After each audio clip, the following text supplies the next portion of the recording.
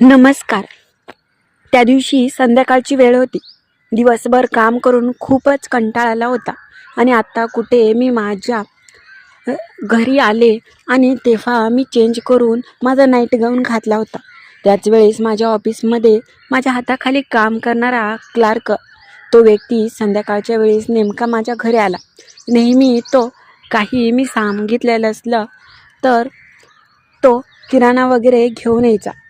त्याच्याकडेच घरी गायी होत्या आणि तो नेहमी संध्याकाळी 7 वाजता दूध घेऊन यायचा. त्या दिवशी मात्र तो खूपच पिऊन आला होता. तो म्हटला की आज सुट्टी असल्यामुळे मी पिलोय. मात्र मला पाहून त्याच्या मनात वेगळीच भावना जागी झाली आणि मी त्याला बसायला सांगितलं. बोलता बोलता त्याने वेगळाच विषय बोलला आणि त्या रात्री थांबून माझ्यासोबत माझ्याच ऑफिसमध्ये काम करणाऱ्या क्लार्कनी रात्रभर त्याचा कसा दिला आणि पुढे काय घडलं तो सगळा प्रसंग मी तुम्हाला सांगणार आहे.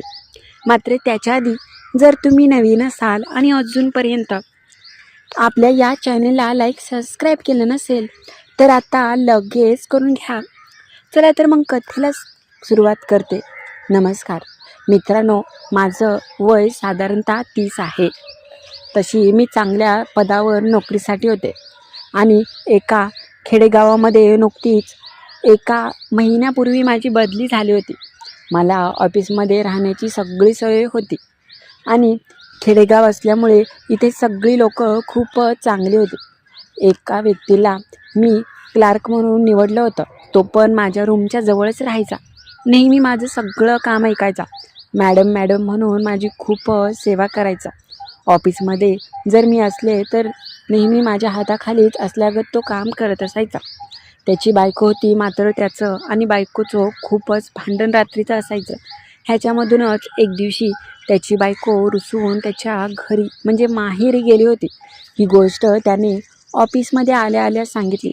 सकाळी 10 वाजता ऑफिसला गेले की संध्याकाळी 5-5:30 वाजायच्या ऑफिसवरून रूमवरती येण्यासाठी आणि मग खूपच कंटाळा यायचा. मला तर स्वयंपाक करू वाटायचं नाही. तरी पण मी एकटी राहायचे. माझे घरचे दुसऱ्या परगावी होते. आता माझं लग्नाचं वय होतं, पण माझ्यामध्ये खूपच कमालीचा बदल झाला होता. ऑफिसचं काम अगदी निवांत बसून होतं आणि जो व्यक्ती होता तो थोडासा वयाने जास्त वयस्कर होता, पण खूपच हुशार होता. एक दिवशी झालं असं, तो नेहमी संध्याकाळच्या वेळेस मला संध्याकाळी दूध पिऊन झोपण्याची सवय आहे आणि त्यावेळेस मला दूध लागायचं. त्याच्या घरी गाई म्हशी होत्या. मी त्यांनाच घरून दूध आणायसाठी सांगितलं होतं. तो रोज संध्याकाळी त्याच्या घरी म्हशी होत्या आणि त्याचं दूध घेऊन तो येत असायचा. 7 वाजता तो नेहमीप्रमाणे दूध घेऊन आला. त्या दिवशी मी मात्र खूपच कंटाळले होते. निवांत मी सोफ्यावरती बसून मोबाईल पाहत होते. अचानक तो आला आणि म्हटला की मॅडम हे धरा दूध.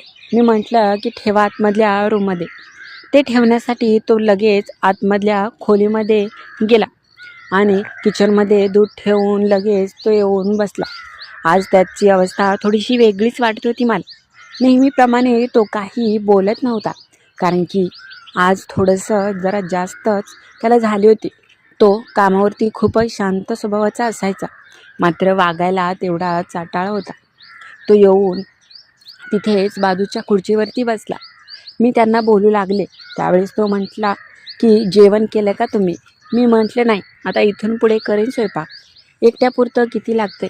शक्यतो मी जास्त करून कधी बाहेरचं जेवण करत असायचे. त्यावेळेस मी त्यांना म्हटलं की काय हो, तुम्हाला आज काय झालं आहे? असं का बोलताय तुम्ही? तो बोलताना खूपच शांत, नाहीतर सारखीच बडबड करायचं. मला त्याचं थोडंसं बोलणं खटकलंच. मी म्हटलं की तुम्ही घेतली का? त्यावेळेस तो नाही सुरुवातीला म्हणत होता, नंतर म्हटला की हो, थोडीशी टेन्शन आहे त्यामुळे घेतली दारू. मी म्हटलं कसलं टेन्शन? तो म्हटला काही नाही, असंच. त्यावेळेस मी थोडीशी विनंती केली आणि ते सांगू लागले, अहो माझ्या बायको नेहमी माझ्यावर वेगवेगळे आरोप करते.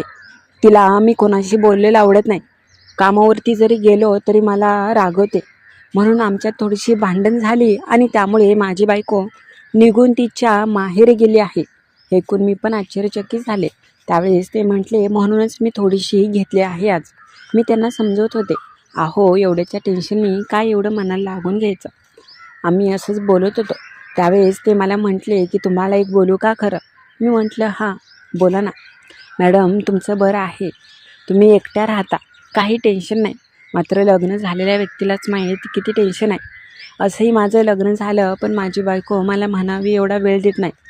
मी रोज कामावरून आल्यावर तिच्या जवळ गेलो तर मला खूपच वाईट साईड बोलते आणि नेहमी भांडण होते. आम्ही नवरा बायको फक्त नात्याने नवरा बायको आहोत, मात्र आमच्यामध्ये कधी प्रेम झालंच नाही. ऐकून मी आश्चर्यचकित झाले. त्यावेळेस मी म्हटलं अहो तुम्ही एवढे चांगले आणि समजूतदार आहात तरी पण. त्यावेळेस ती म्हटल्या की हो मॅडम पण काय करणार, सगळ्याला नाही ना समजत. त्यावेळेस ते बोलता बोलता म्हणाले तुम्हाला एक बोलू का, राग नसेल येणार तर. मी म्हटलं हां बोला ना. तुम्हाला मी आवडतो का हो मॅडम. मी म्हटलं की म्हणजे. त्यावेळेस त्या मला म्हटले की मला तुम्ही खूपच आवडता. पहिल्या दिवसापासून मला तुमच्याविषयी वेगळंच आकर्षण आहे. तुम्हाला बघितलं तरी मला कसं तरी होतं आणि माझी खूप इच्छा होते. तुम्ही वाईट मानून घेऊ नका, मात्र ही माझ्या मनातली गोष्ट बोलतोय मी. रोज मी तुमच्या इथे संध्याकाळी येत असतो, तेव्हा तुम्हाला असं नाईट गाऊनवर बघून काय माहीत, पण माझ्या मनामध्ये एक वेगळ्याच भावना येतात. मला असं का होतं आहे माहीत नाही, मात्र तुम्हाला पाहिलं की माझ्या भावना जाग्या होतात. मी मात्र आश्चर्यचकित झाले आणि नुसतं ऐकत होते. पण त्याने खरं आज थोडीशी घेतल्यामुळे खरं मनातली गोष्ट बोलून दाखवली होती. त्याला माझ्याविषयी चांगलंच आकर्षण होतं. खरं तर मी असं कधी आनंद घेतला नव्हता, पण ते आल्यापासून मला पण खूपच भारी वाटायचं. असंही मला पण त्यांच्याजवळ राहून वेगळंच आकर्षण झालं होतं. त्यावेळेस मी म्हटलं मग काय करायचं. खरं सांगायला म्हटलं तर माझं पण अगदी पाणी पाणी झालं होतं. त्यांना खूपच अनुभव होता. तो म्हटला की तुम्हाला सांगतोय मी तुम्हाला भरपूर सुख देईन आणि चांगलाच आनंद देईन, तुम्हाला अजिबात नाराज करणार नाही. हे ऐकून मी मात्र शांत झाले. मी काय करते हेच मला समजत नव्हतं, मात्र स्वतःसाठी आनंद घ्यायला कुठे काय आहे. म्हणून मी म्हटलं की हो पण तुम्ही कोणाला सांगणार नसेल तर. त्यावेळेस ते मला म्हटले मी काय एवढा येडा आहे का कोणाला बोलायला, हे आपल्या दोघातच राहील आणि बघा तुम्हाला कसा आनंद देतो, खूप सुख मिळेल तुम्हाला माझ्याकडून. मी म्हटलं की हो तुम्ही सुख द्याल हो, पण मला खूपच लाज वाटते. ते म्हटले नका लाजू, बघा सुरुवातीला त्रास जरी झाला तर नंतर जो आनंद मिळणार आहे तो तुम्हाला कधीच मिळाला नसेल. ते प्रेमाने असे म्हणत होते. पण मी पण खूपच कंटाळले होते एकटी राहून. मला पण कोणाची तरी गरजच होती अशा चांगले जोडीदाराची. असं ते जवळ आले, मला जवळ घेऊन वेड्यासारखे ओठांवर ओठ टेकवले. माझ्यासाठी हा अनुभव खूपच नवीन होता आणि खरंच मला आता ते खूपच समाधान देऊ लागले. सुरुवातीला मी नको म्हणत होते, मात्र आता खूपच हेवा वाटू लागला. त्यांना ह्या गोष्टीचा चांगलाच अनुभव होता. हळूहळू करत ज्यावेळेस सगळाच मला सुंदर क्षणाचा अनुभव देऊ लागले, तेव्हा माझी अवस्था अगदी पाहण्यासारखी होती. त्यांचं मी अगदी शांत आणि खूप स्वज्वळ रूप पाहिलं होतं, मात्र आता ते वेगळ्याच अवतारामध्ये होते आणि मला सुख देऊ लागले. आमचं संध्याकाळी रात्रभर असंच सुखाचे आम्ही क्षण घेतले. वेगवेगळ्या पद्धतीत जो आनंद मिळाला तो आजपर्यंत कधीच मला मिळाला नव्हता. मग काय, तिथून पुढे आमचं भेट सारखीच होत गेली. कामाच्या ठिकाणी काही करता येत नसायचं, मात्र घरी आले की मला त्यांची आठवण यायची आणि ते संध्याकाळी आले की एकदा दोनदा तर ते आनंदच देऊन जायचे. एका रात्री तर पूर्ण 4 वेळा गं बाई गं त्यांनी मला शांत केलं. तेव्हा ती आठवण माझ्या आयुष्यभर लक्षात राहण्यासारखी होती. तर तुमच्यासोबत कधी झालं आहे का असं बाहेरगावी कामाच्या ठिकाणी गेल्यावर, ते मला नक्की कळवा. आणि हो, नवीन असाल तर चॅनलला लाईक सबस्क्राईब करायला विसरू नका.